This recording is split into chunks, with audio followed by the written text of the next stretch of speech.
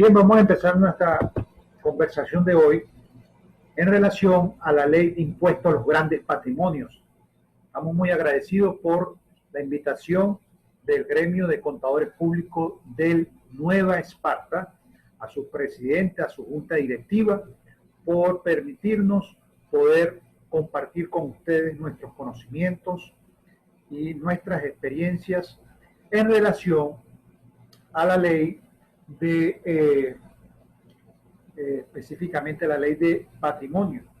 En ese sentido, vamos a iniciar nuestra videoconferencia en el día de hoy. Me han pedido un tema muy interesante que está en el tapete, que está relacionado con la ley de impuestos a los grandes patrimonios. La ley de grandes patrimonios, recordemos, fue creada en el año 2019. Para este año es el segundo año en el cual los sujetos pasivos, es decir, contribuyentes especiales, están obligados a realizar una declaración de impuestos a los grandes patrimonios. Es importante destacar de que esta ley fue desde sus inicios una ley que los abogados, la Academia de Ciencias Económicas y Sociales, los gremios profesionales como el gremio de contadores públicos, el gremio de abogados, los licenciados en ciencias fiscales, la Asociación Venezolana de Derecho Tributario, y de acuerdo a informes y análisis técnicos se pudo determinar y concluir de que esta es una ley la cual no se cumplieron los principios constitucionales tributarios, tales como el principio de legalidad, artículo 316 y 317 de la Constitución, principio de capacidad económica del contribuyente, el principio de confiscatoriedad, principio de igualdad, principio de justicia. Todos estos principios en su conjunto se incumplieron con la promulgación de esta ley a los grandes patrimonios.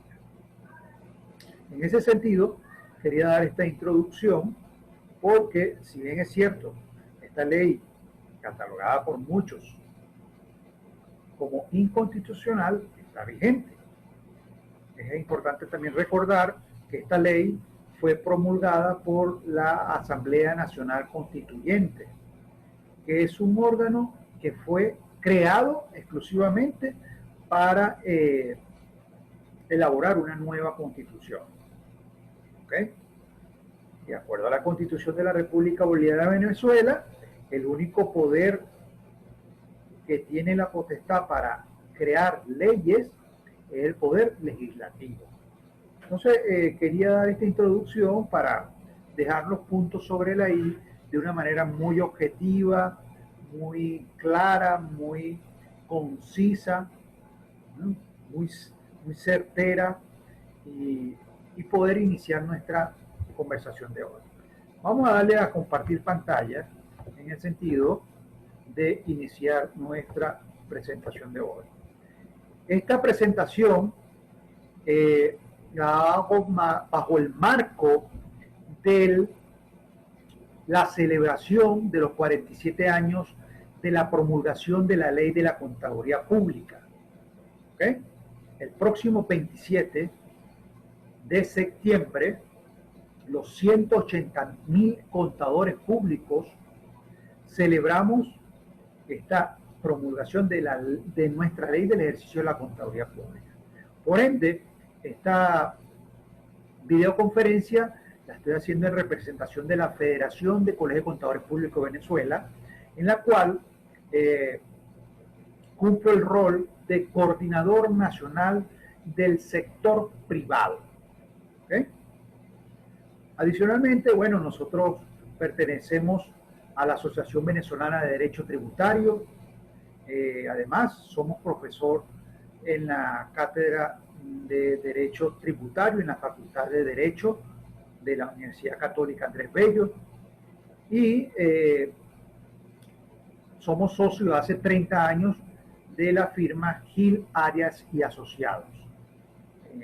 Tiene como página web www.gilaria.com. Además, nos hacemos con mucha pasión la vida gremial, tanto en el gremio de contadores públicos como en el gremio de empresarial. Allí somos segundo vicepresidente de la Cámara de Industria y Comercio de Caroní y asesores permanentes de Fedecámaras y Consecomercio, ya que en Consecomercio somos el comisario principal. ¿Por qué hago esto? Este resumen curricular. Bueno, porque durante 30 años hemos aportado a los gremios empresariales, a las cámaras de comercio y a los gremios profesionales, a nuestro gremio de contadores públicos. Nos hemos dedicado a dictar durante estos 6 meses de pandemia diversas videoconferencias en diferentes colegios. Venimos desde Occidente, hemos estado en Falcón, hemos estado en Guárico, en Portuguesa, en Carabobo, en Aragua, en Zulia, Miranda, Anzoátegui, Monagas, territorio del Tamacuro, Nueva Esparta, Sucre, Bolívar. En todos estos colegios hemos dictado videoconferencias a los fines de que el contador público se mantenga actualizado, de que el contador público como consultor empresarial, como asesor tributario, se mantenga actualizado. En ese sentido, bueno, ya días pasados dictamos una videoconferencia también para el colegio de Nueva Esparta relacionada de cómo las empresas deben de reinventarse durante el COVID-19 y después del COVID-19. Y vamos a empezar con esta videoconferencia que le hemos llamado Ley de Impuestos a los Grandes Patrimonios, aspectos contables, aspectos legales y aspectos tributarios. En ese sentido, vamos a analizar primero el marco jurídico y legal que rige actualmente la Ley de Impuestos a los Grandes Patrimonios y el marco técnico, es decir, los aspectos legales y tributarios. ¿Por qué me paro aquí? Porque de acuerdo al marco jurídico y legal, esta ley fue promulgada por la Asamblea Nacional Constituyente, que ya expliqué mi opinión al respecto sobre su inconstitucionalidad. Pero también es importante destacar que durante el año 2020 las empresas no han tenido actividad económica. Por ende, también quisiera hacer una reflexión en el sentido de que dentro de lo posible esta ley sea derogada. Esta ley sea derogada a los fines de poder aliviar un poco la situación financiera de las empresas. A continuación vamos a ver cómo esta ley, si no es derogada a través de un decreto ley del Ejecutivo Nacional, las empresas se van a ver afectadas financieramente. Quisiera iniciar mi videoconferencia haciendo cita al Código de Ética del IFAT. En ese sentido, el Código de Ética establece unos requisitos éticos bien claros que debe de cumplir el contador público. Una señal que distingue la profesión de la contaduría pública es su aceptación de la responsabilidad actual bajo interés público, es decir, damos fe pública. Por lo tanto, queridos colegas, la responsabilidad del contador público colegiado no es exclusivamente satisfacer las necesidades de un cliente. Al actuar nosotros los contadores públicos para el interés público, el contador deberá cumplir con unos requisitos mínimos éticos de acuerdo al código establecido en el IFAT. Estos requisitos mínimos son los siguientes. El contador público debe tener una competencia profesional y un cuidado debido, es decir, debe de estar debidamente actualizado profesionalmente, debe tener una preparación continua, una actualización en normas internacionales de información financiera, en normas internacionales de auditoría, en la actualización de las reformas tributarias, en aspectos que ayuden en que su asesoría tributaria, asesoría contable, sea de calidad. Debe haber una integridad en la prestación del servicio del contador público. El contador público, como tercer requisito, debe ser objetivo, no puede ser subjetivo.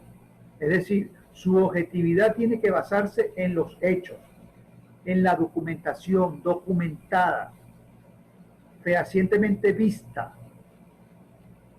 a través de evaluación de riesgo, de auditoría y de controles internos. Como cuarto requisito, debe haber confidencialidad, es decir, tiene que haber un resguardo de la información que le facilita su cliente. El cliente, cuando usted está haciendo una auditoría o un trabajo especial, como es el caso del impuesto a los grandes patrimonios, el cliente le facilita la documentación legal, le facilita documentos de propiedad de sus bienes muebles e inmuebles, le facilita información confidencial, contable, financiera, tributaria. Toda esta información tiene que estar debidamente resguardada, tiene que haber una confidencialidad en relación a esta información. El contador público tiene que tener un comportamiento profesional ético, recto, transparente.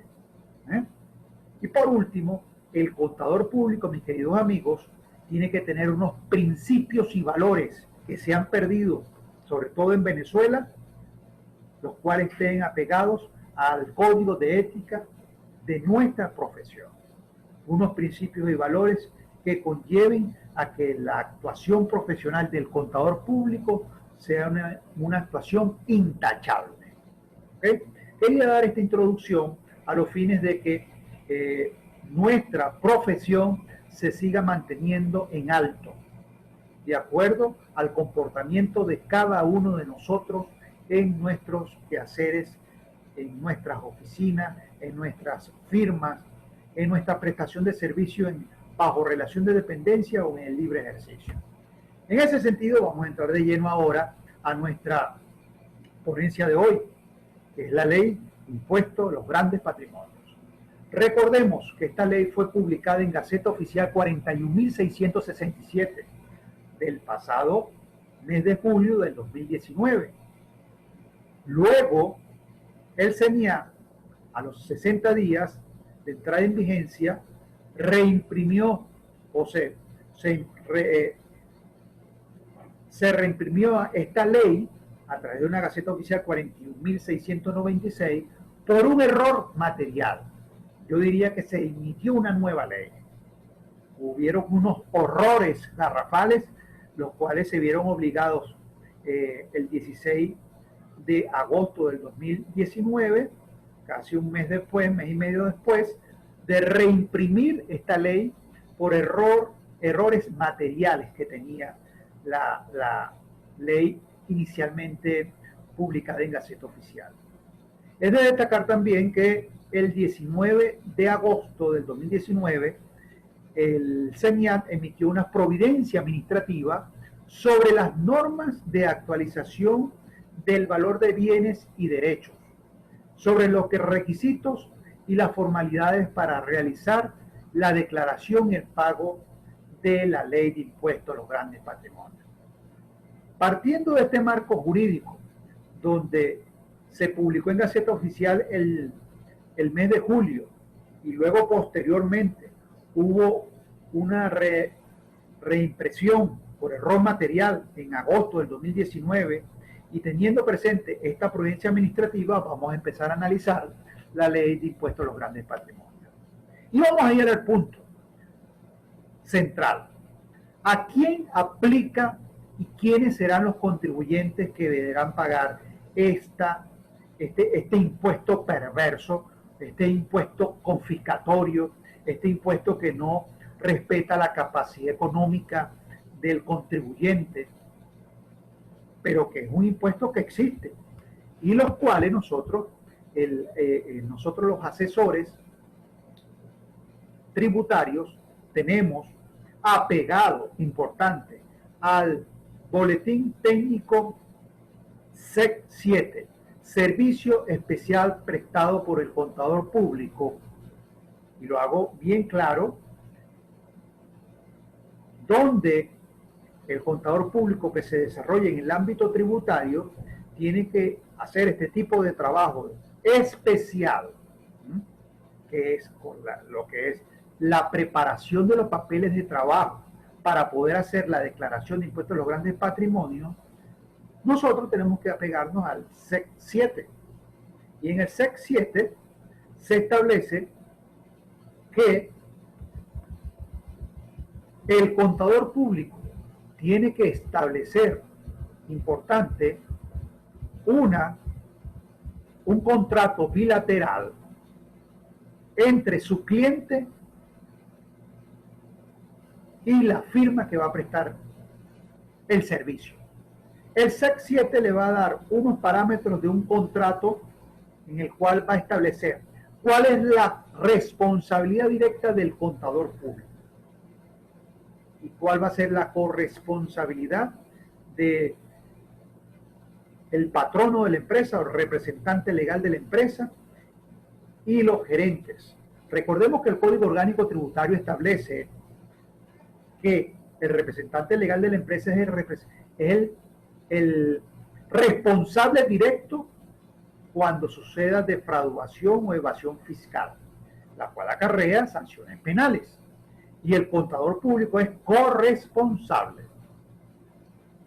Una vez nosotros hecho nuestro trabajo bajo el SEC 7, que es servicio especial prestado por el contador público en el ámbito tributario, emitido por la Federación de Colegios de Contadores Públicos de Venezuela hace aproximadamente unos 10 años, cuando yo era coordinador nacional de los asuntos tributarios. Emitimos ese boletín en el Comité de Asuntos Tributarios. Y ese boletín permite también elaborar un informe final enmarcado bajo la modalidad de este boletín. Por eso quería hacer la referencia, porque una vez que terminemos el trabajo relacionado con la ley de impuestos a los grandes patrimonios, tenemos que abocarnos a hacer el informe. Pero ojo, esto no solamente se trata de hacer la declaración y pagar. Lo delicado de esto está en hacer los papeles de trabajo que documenten y sustenten la cifra que va a pagar la empresa o la persona natural.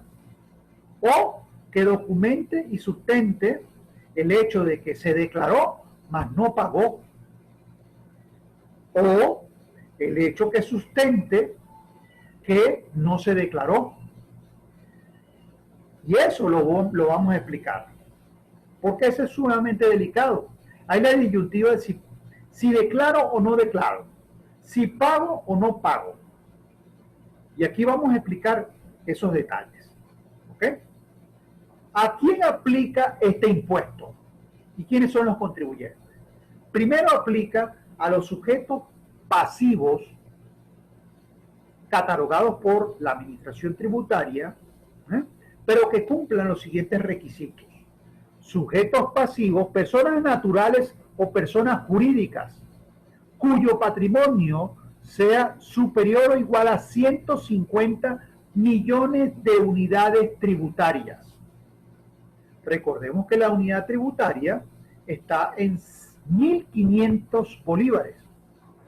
Eso resulta la cantidad de 225 millardos de bolívares,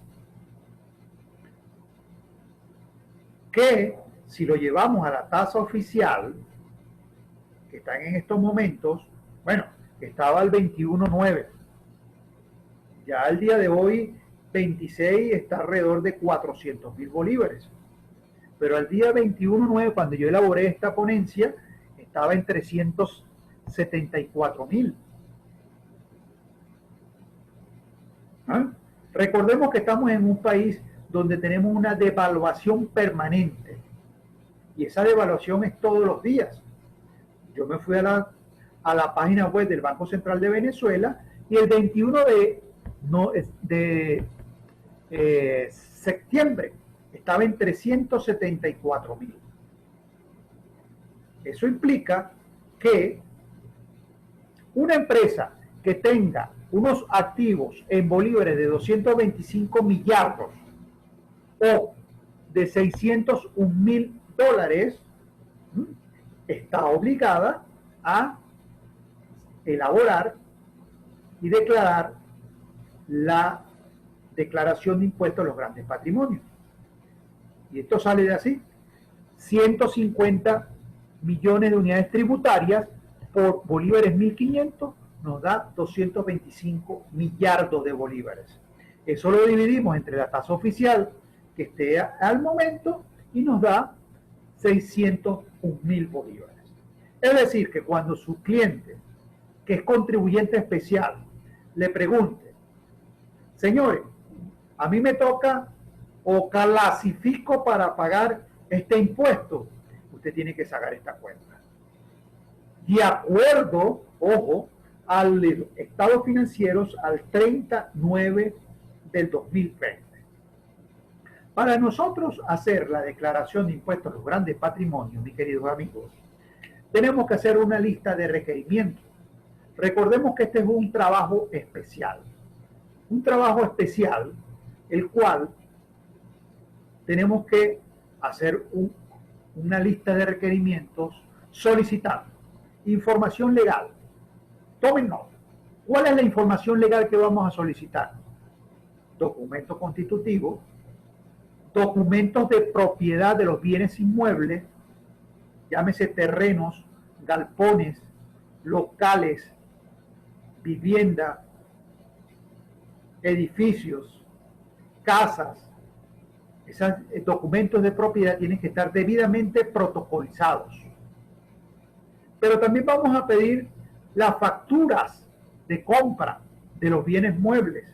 ¿Cuáles bienes muebles? Tenemos camiones, maquinarias, vehículos, mobiliarios, equipos de computación, todos los bienes muebles. Pero también vamos a pedir documentos de propiedad de las acciones en club, pero también vamos a pedir los documentos de constitución donde la empresa tiene participación accionaria, porque todo eso es información en el ámbito legal que el contador público va a tomar en cuenta para la elaboración de los papeles de trabajo para realizar la declaración de impuestos a los grandes patrimonios. En el ámbito contable y financiero tenemos que pedir, mis queridos amigos, los estados financieros, un corte de los estados financieros, llámese estado financiero, estado situación financiera, donde se muestren los activos, donde se muestren los pasivos, donde se muestre el patrimonio,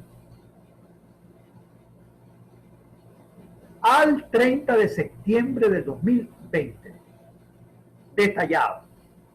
Hay que solicitar un detalle o un auxiliar de las propiedades, planta y equipos, de los bienes muebles e inmuebles, costo y depreciación acumulada y costo neto, a valor histórico y a valor actualizado ajustado por inflación.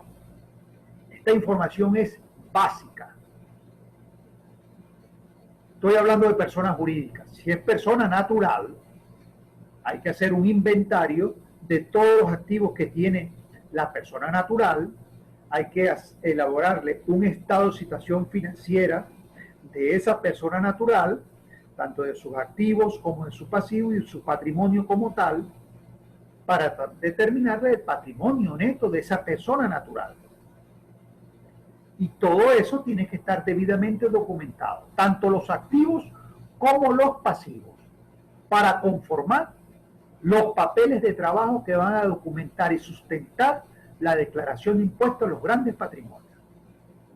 Entonces, una vez que usted tiene la información legal, contable, financiera y tributaria y determina a quién aplica este impuesto, que tiene que ser un contribuyente sujeto pasivo especial, y determina que ese sujeto pasivo contribuyente especial tiene un patrimonio de 225 millardos, entonces tenemos que empezar a realizar nuestro trabajo de auditoría para poder documentar y sustentar la declaración de impuestos a los grandes patrimonios. Bien, vamos a continuar analizando la ley. La ley nos habla sobre territorialidad, es decir, el patrimonio neto territorial comprende los bienes ubicados en Venezuela, importante, incluyendo todos los derechos constituidos sobre bienes inmuebles en Venezuela. Es decir, bienes inmuebles, estamos hablando de terrenos, estamos hablando de instalaciones, de galpones, de locales, de viviendas, edificios, ¿okay? Fincas, todos los bienes reales que tenga tanto la persona natural como la persona jurídica. También incluye los bienes muebles, naves, buques, vehículos de matrícula nacional, maquinarias, aviones,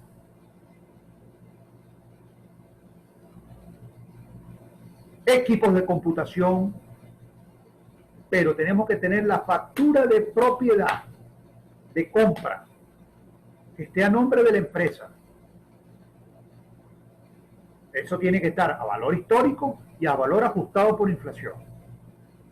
También, ese balance o ese estado de situación financiera debe de incluir todos los títulos, valores, las acciones y las cuotas de participación que tenga la empresa en el capital social de sociedades constituidas en Venezuela. Es decir, yo puedo tener una empresa, pero esa empresa puede tener participación minoritaria en otras empresas. Eso hay que incluirlo dentro del renglón de inversiones que se clasifica en los activos de la empresa. O si es persona natural, esa persona natural puede disponer de participación accionaria en diferentes empresas, y eso debe de incluirse dentro de su balance de estado de situación financiera como persona o como comunidad conyugal. ¿Ok? Vamos a hablar un poco ahora sobre residencia. Residencia en cuanto a personas naturales. De acuerdo a esta ley, mis queridos amigos, quienes permanezcan un periodo superior a 183 días en el país durante un año o en el año inmediatamente anterior, se considera residente y clasifica para que se le aplique la ley de impuestos a los grandes patrimonios. También, que se encuentre en el país su núcleo principal de sus actividades o intereses económicos. Es decir, esta persona puede estar en Miami, puede estar en Panamá, puede estar en otro país, pero sus empresas, sus inversiones están en Venezuela.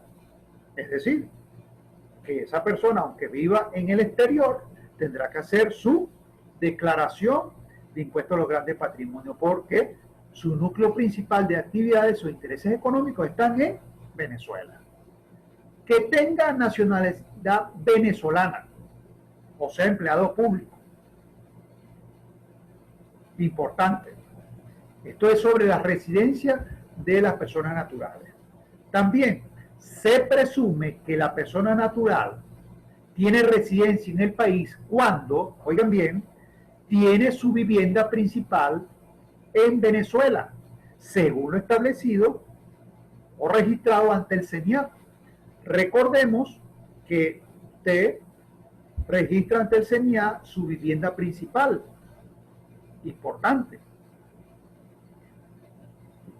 Otro punto que debemos de tomar en cuenta: cuando su cónyuge no separado legalmente o sus hijos menores de edad que dependan de él se consideren residentes del país. Es decir, si usted está en Miami, si usted está en Panamá, está en otro país y usted está trabajando por allá, pero aquí en Venezuela se quedó su esposa, usted está separado, pero legalmente no está separado, o tiene un núcleo familiar en Venezuela, esa condición da para que usted tenga que hacer la declaración de ingreso a los grandes patrimonios como persona natural, sujeto pasivo. ¿Ok? Ahora vamos a hablar en cuanto a la residencia para las personas jurídicas, las empresas. Esta ley considera que las personas jurídicas son residentes en Venezuela cuando suceden estos escenarios. Cuando las empresas, primero, cuando las empresas son constituidas conforme a las leyes venezolanas, es decir, son constituidas en cualquier registro mercantil en Venezuela. Su documento constitutivo establece aspectos legales, el tomo, el expediente, está consignado en cualquier registro mercantil en Venezuela, o cualquier sociedad de personas registrada en el registro subalterno. Cuando se tenga un domicilio fiscal o estatutario en Venezuela, aplica esta ley de impuestos a los grandes patrimonios. Importante esto. Bien, ahora vamos a analizar cuál es la base imponible para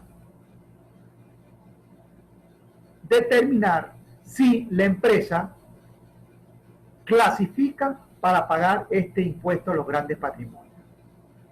¿Qué se va a incluir entre la base imponible? ¿Y cómo se va a determinar la base imponible? Nosotros lo hemos definido, de acuerdo a lo que dice la ley, que será el resultado de sumar el valor total de los bienes y derechos. Es decir, dentro del estado de situación financiera se suman todos los activos, hablando en un lenguaje sencillo: efectivo, cuentas por cobrar, propiedad, plantilla y equipo, prepagados, inversiones, otros pasivos, otros activos, y eso da un gran total de la sumatoria del valor de los bienes y derechos, el total de activos. Esto a su vez se le va a restar los pasivos. Cuando dice la ley se excluyen, es que se restan los pasivos, el valor de las cargas y gravámenes que recaigan sobre los bienes, así como los bienes y derechos exentos y exonerados. Es decir, usted puede deducir las cuentas por pagar a proveedores, usted puede deducir las prestaciones sociales por pagar, usted puede deducir las obligaciones bancarias por pagar, usted puede deducir los gastos acumulados por pagar, y al restar el total de activos menos el total de pasivos, le va a dar el patrimonio. Esto es importante tenerlo bien claro, porque de acuerdo al patrimonio neto calculado es que vamos a aplicar la alícuota para determinar cuánto va a pagar la empresa por impuesto a los grandes patrimonios. En relación a la base imponible, vamos a analizar detalladamente cómo se va a valorizar los bienes y los derechos. En ese sentido, dice la providencia administrativa o la normativa legal, el mayor valor que resulte entre el precio corriente de mercado del bien y su precio de adquisición actualizado, conforme a las normas de actualizaciones que deberá dictar el CENIAT. Importante esto. También hay que tomar en cuenta el valor catastral municipal. Por ende, yo recomiendo y sugiero que debe de elaborarse una hoja de trabajo que muestre 4 valores de los bienes y derechos. ¿Cuáles? El valor histórico, el valor ajustado por inflación, el valor de mercado y el valor actualizado según avalúo efectuado por un perito evaluador. Esto es importantísimo, mis queridos amigos, porque esa hoja de trabajo le va a permitir a usted tomar la decisión, de acuerdo a ese resultado documentado y sustentado, de cuál es el mayor valor para tomarlo en cuenta en la determinación de la base imponible y el cálculo de acuerdo a la alícuota establecida del impuesto a los grandes patrimonios. Es importante destacar de que la determinación de los valores de mercado y precios actualizados como referencia del valor de los bienes y la regla establecida del mayor valor sugieren una alta discrecionalidad del CENIAT al momento de la determinación de la base imponible. ¿Qué quiere decir esto? Que cualquier fiscal puede objetarle a usted que el valor que se le tomó en cuenta para el cálculo de la base imponible de los activos no está apegada a la ley, es decir, no es la del mayor valor. Por ende que yo hago la acotación de que debe de mostrarse en una hoja de trabajo los 4 valores. Ahora vamos a analizar aquí el precio de adquisición actualizado conforme a las normas que dicte la administración tributaria. Y dice, el valor de mercado, según las normas internacionales de valoración, el valor de mercado es definido como la cantidad estimada por la cual una propiedad podría ser intercambiada, es decir, vendida en la fecha de valoración entre un comprador y un vendedor. Yo por lo menos voy a hacer mi hoja de trabajo, por ejemplo, y cuando voy a valorizar un terreno, un bien inmueble, un local, un galpón, una vivienda, voy a solicitar el valor de mercado según la Cámara Inmobiliaria del Estado Bolívar y va a ser un precio de referencia de valor de mercado. Adicionalmente, también voy a solicitarle a mis clientes que hagan un avalúo de los bienes inmuebles. Ojo, este avalúo también va a servir para la empresa para que actualice sus números en los estados financieros. Muchos no están de acuerdo con la actualización de acuerdo a la revalorización de los activos fijos. Ese es otro tema. Lo que sí es cierto es que hay que evaluarlo de acuerdo al entorno de realidad económica y realidad legal. Pero eso es otro tema que no vamos a tocar aquí. Pero sí es necesario y sugiero que se realicen los avalúos, porque los bancos están pidiendo avalúos. Y tengan la plena certeza de que los bancos, de acuerdo a la liberación del encaje legal, se va a venir una avalancha de incremento de los créditos bancarios. ¿Y qué van a pedir los bancos? Avalúos de los bienes inmuebles de los accionistas, cuáles van a avalar esos préstamos confianza aval, los estados financieros actualizados por inflación y los aumentos de capital. Muchos no están de acuerdo que se realicen aumentos de capital de acuerdo a revalorización de activos fijos. Bueno, ese es otro tema. Es otro tema de discutir, donde el contador público podrá objetar a través de una calificación de esos estados financieros que se hizo una revalorización de los, un aumento de capital a través de una revalorización de los activos fijos. Ese es otro tema. ¿Okay? Mi opinión es que el contador público independiente como auditor debe de calificar esos estados financieros y plasmarlo en su dictamen, lo cual no está de acuerdo al principio de contabilidad generalmente aceptado.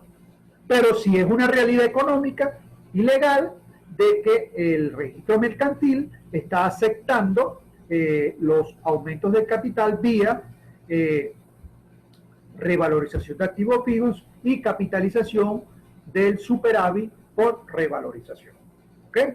Por ende, para la declaración de impuestos a los grandes patrimonios tenemos que determinar el valor histórico, el valor ajustado por inflación, el valor de mercado y el valor según avalúo. Esto es importante destacar porque lo establece la normativa. Luego de determinar la base imponible con la cual vamos a calcular el impuesto a los grandes patrimonios, recordemos que la base imponible es el total de activos menos los pasivos. Nos da el patrimonio neto. Ese patrimonio neto va a ser la base imponible a la cual se le va a aplicar la alícuota impositiva de acuerdo a lo que establece la ley de impuestos a los grandes patrimonios, que es 0,25%. Es decir, puse aquí un ejemplo comparativo con respecto al año 2019.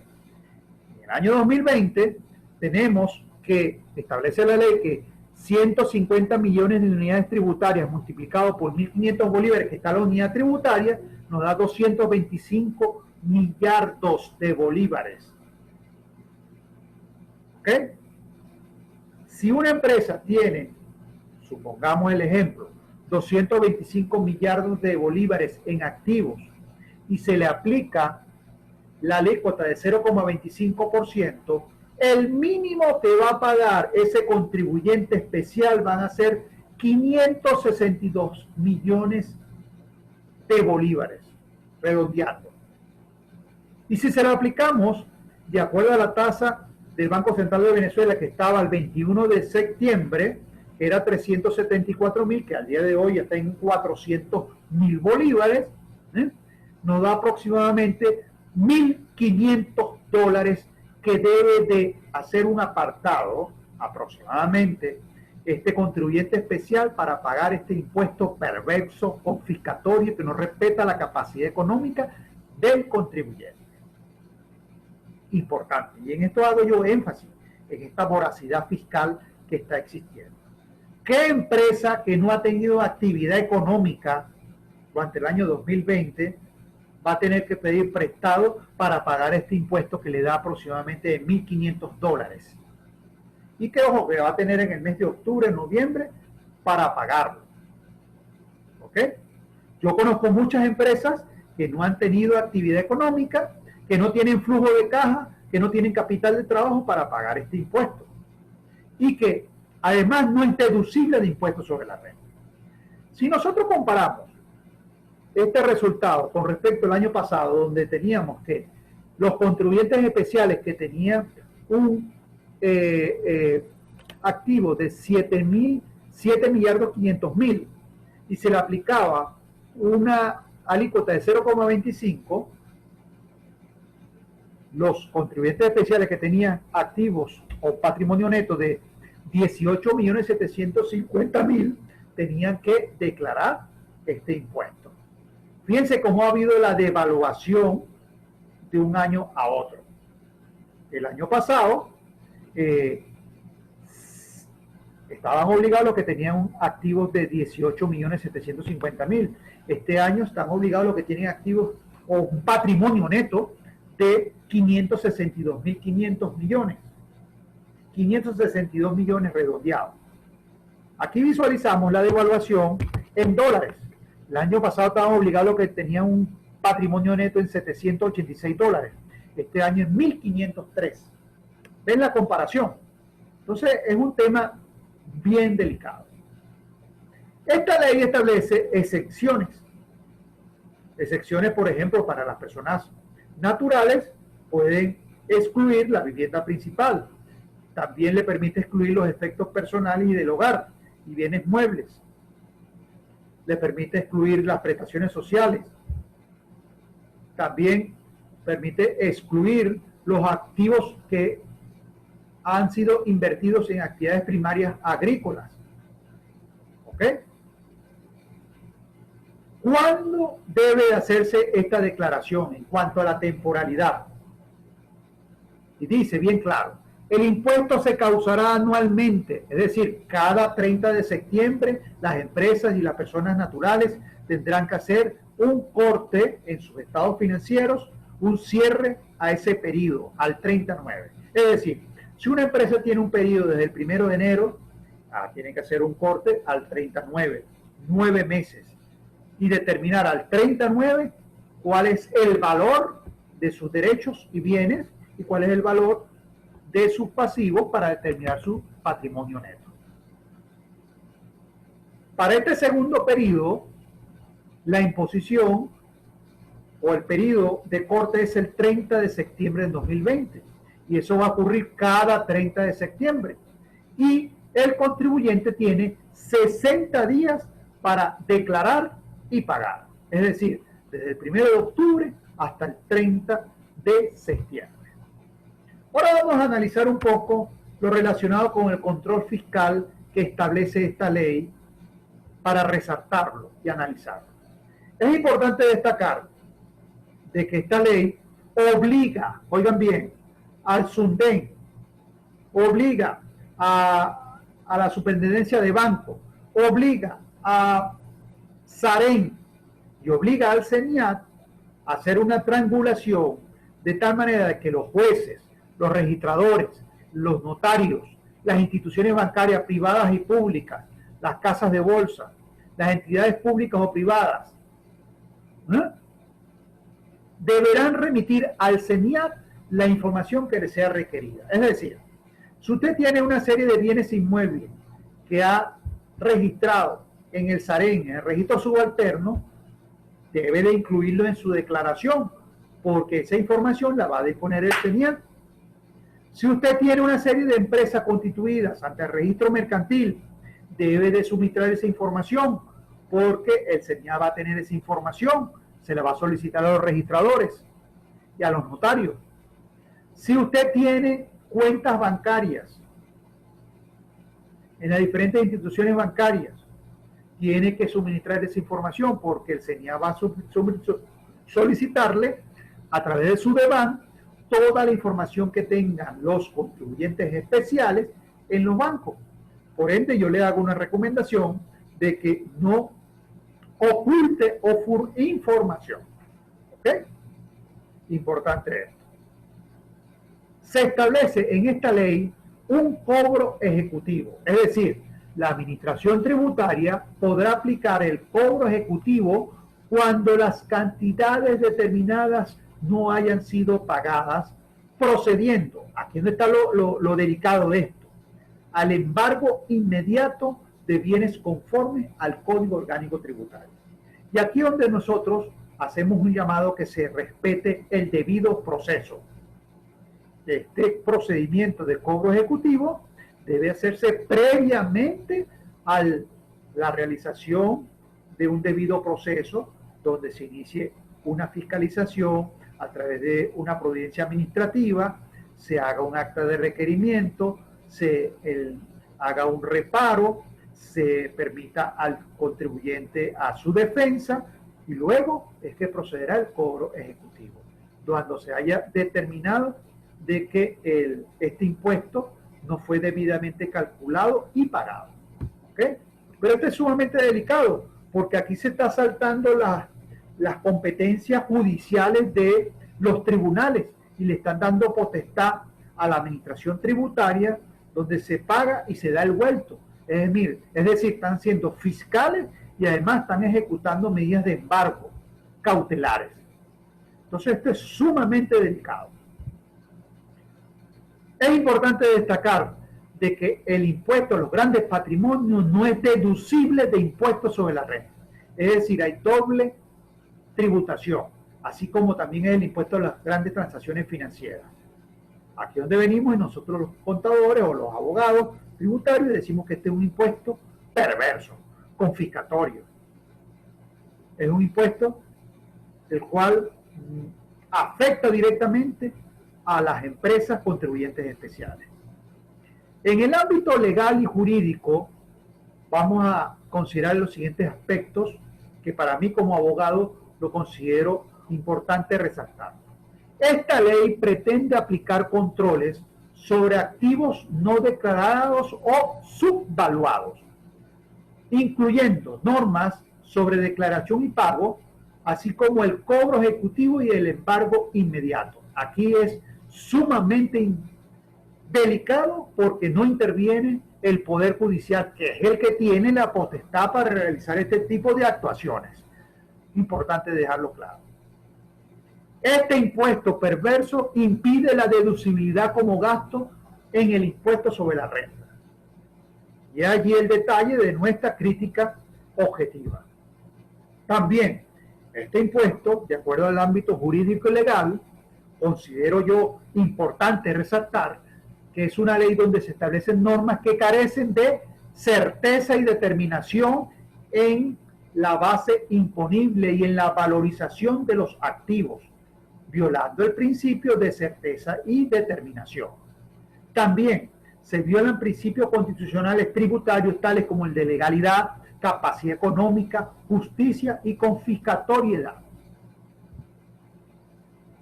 Adicionalmente, este impuesto, de acuerdo al ámbito jurídico y legal, es discriminatorio al identificar los contribuyentes utilizando la figura de sujetos pasivos especiales. Solamente. Por ende, es un impuesto que discrimina al contribuyente como tal. También este impuesto a los grandes patrimonios a través de esta ley elaborada y legitima la atribución de facultades a la administración tributaria al designar agentes de retención o de percepción. También se contempla la posibilidad de ser objeto los contribuyentes de retenciones que producirán doble tributación al convertirse en una tasa adicional al impuesto sobre la renta. Es decir, usted paga un impuesto al 39 y luego paga otro impuesto al 31 de diciembre. Doble tributación en un país en el cual está en crisis, donde no hubo actividad económica por 6 meses, donde estamos en emergencia económica, donde las empresas han tenido que pagar obligaciones laborales, obligaciones fiscales y adicionalmente tienen que pagar un impuesto a los grandes patrimonios. También se omite toda medida unilateral para evitar la doble tributación internacional o nacional mediante un mecanismo de crédito de impuestos. Ahora, luego que hemos visto este análisis jurídico, legal, contable, ya tenemos 50 minutos hablando. Voy a permitirle darles un modelo de informe del contador público que se desarrolla en el ámbito tributario y realizó este trabajo especial para elaborar los papeles de trabajo que van a documentar y sustentar la declaración de impuestos a los grandes patrimonios.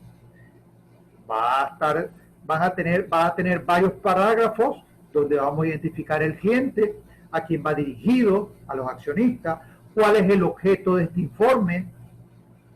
Y dice, he sido contratado con el objeto de llevar a cabo procedimientos acordados que se indican más adelante en relación al suministro de información sobre obligaciones formales y determinación del impuesto a los grandes patrimonios de la empresa tal, considerando la información relacionada con la composición de la situación financiera de la entidad al 30/9 del 2020, según el estado de situación financiera, antes llamado balance general, y los valores patrimoniales de los que dispone la entidad relacionada con el impuesto antes identificado, incluyendo información anexa y adjunta a este informe como parte de este encargo.